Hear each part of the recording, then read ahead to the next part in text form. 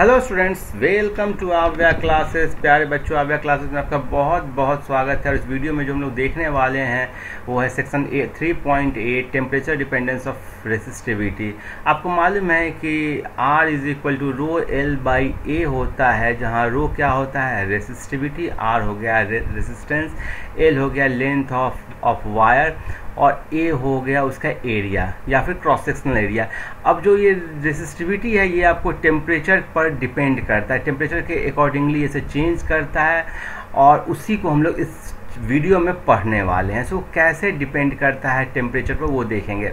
So the resistivity of a material is found to be dependent on the temperature.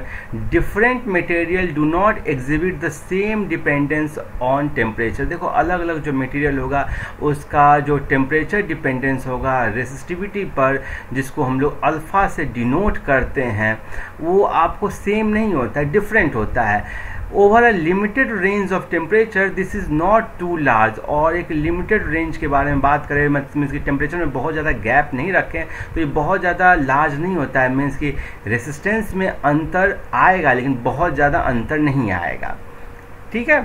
सो और ये किस formula से दिखाया जाता है, rho T is equal to rho naught 1 plus alpha T minus T not.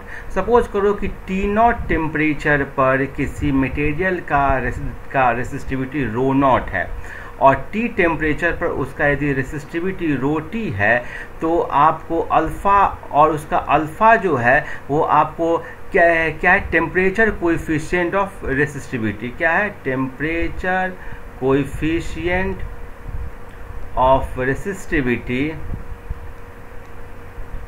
तो फिर formula होता है rho at temperature t is equal to rho at temperature 0, ठीक है, 1 plus alpha T minus T naught, ठीक है। So rho at temperature t is equal to rho naught 1 plus alpha T minus T naught. Clear है, means temperature में जितना से change किए उसके क्रॉसपॉन्डिंगली आपको रो टी और रो नॉट लेना है। सो यही फॉर्मूला लिखा गया है, rho T is the resistivity at temperature T, rho naught is the same at the reference temperature T naught. यहाँ पर जो टी नॉट को आप रेफरेंस टेम्परेचर ले रहे हो, कुछ भी हो सकता है वैल्यू, ऐसा नहीं है कि ये आपको 0 केल्विन ही लेना है या आपको 0 डिग्री ही लेना है। जो वैल्यू दिया गया है वो आप ले सकते हो और ये फॉर्मूला को अप्लाई कर सकते हो।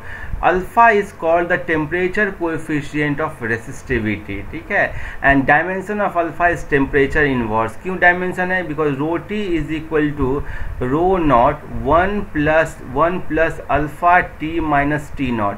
अब ये देखो कि 1 का डायमेंशन क्या होगा, 1 आपको एक नंबर है, मीन्स की डायमेंशन लेस है, मीन्स कि ये पूरे टर्म का भी क्या होना चाहिए, ये पूरा टर्म भी आपको डायमेंशन लेस होना चाहिए, डायमेंशन लेस, ठीक है। सो क्लियरली यदि इसका डायमेंशन, टेम्परेचर का डायमेंशन आपको टेम्परेचर होगा या फिर केल्विन होगा तो इसका यूनिट ये, तो फिर इसका डायमेंशन क्या होगा, टेम्परेचर इनवर्स।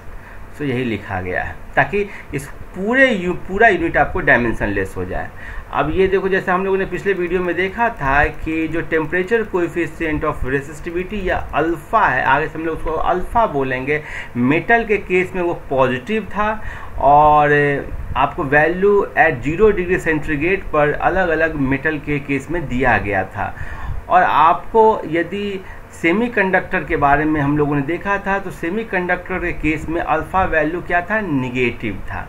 क्लियर है, मीन्स कि यदि टेम्परेचर बढ़ेगा तो रेसिस्टिविटी ऑफ सेमीकंडक्टर क्या होगा, घटेगा। और ये आपको इस फिगर से दिखाया गया, देखो ये आपको टेम्परेचर का है, ठीक है। सो यहाँ पर आप देखो कि ये टेम्परेचर है और इधर रेसिस्टिविटी है। सो जैसे जैसे टेम्परेचर बढ़ रहा है सेमीकंडक्टर के केस में जो रेसिस्टिविटी है वो डिक्रीजिंग ऑर्डर में। और इस कर्व को आप ध्यान रखना है, ये आपको कौन सा कर्व है, हाइपरबोला का कर्व है। सो ये हो गया। और यदि आप मेटल के केस में से बात करोगे, ठीक है, तो मेटल के केस में आपको यहाँ पर 2 फिगर दिया गया। पहला दिया गया है निक्रोम का फिगर दिया गया है। निक्रोम में आपको मालूम है कि टेम्परेचर डिपेंडेंस बहुत कम था, मीन्स कि जो रेसिस्टिविटी था वो टेम्परेचर से बहुत कम चेंज हो रहा था। सो आप देखो कि over a range of temperature, यहाँ पर भी टेम्परेचर केल्विन में लिया गया। So over a range of temperature ये रेसिस्टिविटी से बहुत कम का अंतर आया। देखो ये जगह आपको ऑलमोस्ट 1.09 के आसपास में है, और ये इतना टेम्परेचर बढ़ने पर, ठीक है, ये 200 केल्विन से 800 केल्विन मतलब 600 केल्विन का अंतर आने पर ये कितना कम से रेसिस्टिविटी बढ़ा है। जबकि मैं यदि एक कॉपर के बारे में बात करूं तो इसमें देखो कि आपको क्या है, टेम्परेचर बढ़ने पर जो कि रेसिस्टिविटी है बहुत तेज़ी से बढ़ रहा है। और ये आप देखो कि लो टेम्परेचर ले रहे हो, देखो केल्विन में है, 1 डिग्री सेंटीग्रेड होगा, आपको यदि केल्विन में चेंज करोगे तो 273 + 1 दैट इज 274 केल्विन होगा। मीन्स कि यदि आप इसको डिग्री में चेंज करोगे तो ये जो टेम्परेचर हम लोग का नॉर्मल टेम्परेचर होता है वहाँ पर ये एक लीनियर कर्व दिखाएगा। जबकि आप बहुत लो टेम्परेचर ले रहे हो तो कर्व जो है ना वो लीनियर की जगह इसमें नॉन लीनियरिटी इंट्रोड्यूस हो रही है, मीन्स कि कर्व नॉन लीनियर हो रहा है। सो यही सारी बातें यहाँ पर लिखी गई है, ठीक है। सो आप देखोगे a graph of roti plotted against temperature T would be a straight line, ये स्ट्रेट लाइन होना चाहिए। लेकिन टेम्परेचर जब बहुत लोअर देन 0 डिग्री सेंटीग्रेड लेते हैं, 0 डिग्री सेंटीग्रेड हुआ 273 kelvin, then the graph deviates considerably from a straight line. Otherwise ये ग्राफ क्या है, स्ट्रेट लाइन ही होता है। और ये देखो इक्वेशन जो है can be used approximately over a limited range of t around any reference temperature T naught. So आप ये ग्राफ को स्ट्रेट लाइन मानते हुए जो इक्वेशन हम लोगों ने ये डिफाइन किया है उसका यूज़ कर सकते हो, ये वाले इक्वेशन का। क्लियर है? सेमीकंडक्टर के केस में आप समझ ही गए हो, ठीक है। Some materials like nichrome, nichrome क्या होता है ये भी कभी कभी पूछता है, निक्रोम क्या है। So it is an alloy of nickel, iron and chromium. ये क्या है, exhibit a very weak dependence of resistivity with temperature, मतलब बहुत कम बढ़ता है, जो हम लोग डिस्कस कर चुके हैं इस फिगर में। Manganin and constantan have a similar properties. So आपको निक्रोम हुआ, मैग्नीन हुआ, कॉन्स्टेंट हुआ, ये सब का इसी कारण से यूज होता है वायर बाउंड रेसिस्टर बनाने में, बिकॉज टेम्परेचर में डिपेंडेंस इसका बहुत कम है। This material are widely used in wire bound standard resistor since their resistance values would change very little with the temperature. अब देखो मेटल की जगह यदि unlike metal the resistivity of semiconductor decreases with increasing temperature, जो हम लोग figure देख चुके हैं, ठीक है। लेकिन ये आया कहाँ से, देखो यही वाला फिगर था सेमीकंडक्टर का, लेकिन ये आया कैसे, तो उसका बहुत अच्छा एनसीईआरटी में आपको डेविएशन, उसका बहुत अच्छा डेरिवेशन दिया गया है। देखो आपने पहले देखा है कि जो रेसिस्टिविटी होता है वो फॉर्मूला क्या होता है, m/n² टाउ। रेसिस्टिविटी हो गया m/n² टाउ, जहाँ टाउ क्या होता है, रिलैक्सेशन टाइम, ठीक है, रिलैक्सेशन टाइम, या आप बोल सकते हो average time between two collisions, ठीक है, इसको बोलते हो average time between two collisions. m क्या हो गया, mass of electron, mass of electron. E तो हो गया charge of electron, it is 1.6 × 10⁻⁹ coulomb. और एन क्या हो गया, number of free electrons. In fact free electrons ही की बात कर रहे हैं, so number of free electrons per unit volume, ठीक है। सो डिवाइडेड बाय वॉल्यूम बोलो, मीन्स कि 1 मीटर क्यूब में कितने नंबर ऑफ इलेक्ट्रॉन्स होंगे। क्लियर है? अब यदि हम लोग टेम्परेचर बढ़ाते हैं तो क्या होता है, ये बहुत अच्छा फैक्टर होगा। सो टेम्परेचर बढ़ाओगे ना तो इलेक्ट्रॉन का स्पीड बढ़ जाएगा, ठीक है। सो इलेक्ट्रॉन आपको चार्ज कैरियर है, और इसका जो कोलिजन जो आयन के साथ होता है ना उसका फ्रीक्वेंसी बढ़ जाएगा। मीन्स कि जो रिलैक्सेशन टाइम है या average time between two collisions है वो घट जाएगा। सो टाउ डिक्रीजेस, टाउ डिक्रीज होगा। और एन जो number of electrons per unit volume है, सो एन ऑलमोस्ट सेम रहता है। Number of electrons per unit volume बहुत ज़्यादा चेंज नहीं होता है, ऑलमोस्ट सेम भी बोलो। सो आप बोल सकते हो कि देखो लिखा गया रो दस depend inversely both on an means number of free electrons per unit volume and on the average time tau between collisions, जिसको रिलैक्सेशन टाइम भी बोलते हैं।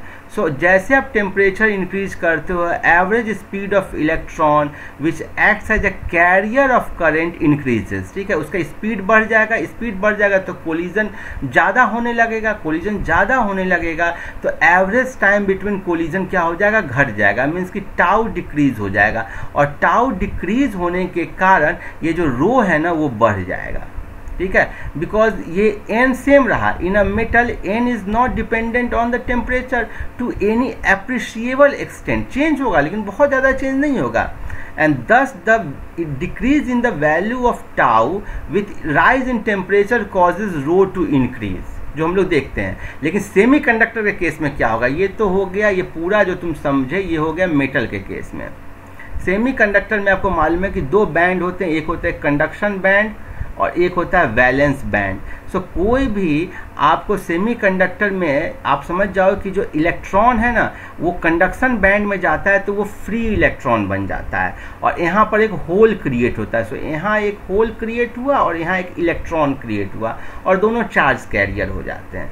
जैसे टेम्परेचर बढ़ता है ये वैलेंस बैंड से कंडक्शन बैंड में जाने का प्रोसेस बढ़ जाता है। कंडक्शन बैंड में इलेक्ट्रॉन है मतलब फ्री इलेक्ट्रॉन्स है, मीन्स कि n बढ़ जाता है। सो टेम्परेचर यदि इंक्रीज हुआ तो n इंक्रीज हो गया। क्यों इंक्रीज होता है, बिकॉज ज़्यादा इलेक्ट्रॉन कंडक्शन बैंड में आ जाते हैं, और ऑब्वियसली टाउ तो खैर घट ही जाएगा। तो सेमीकंडक्टर के केस में ये बहुत इंटरेस्टिंग है, सेमीकंडक्टर के केस में n बढ़ता है और टाउ घटता है, लेकिन n का इफेक्ट बहुत ज़्यादा होता है, ठीक है, मच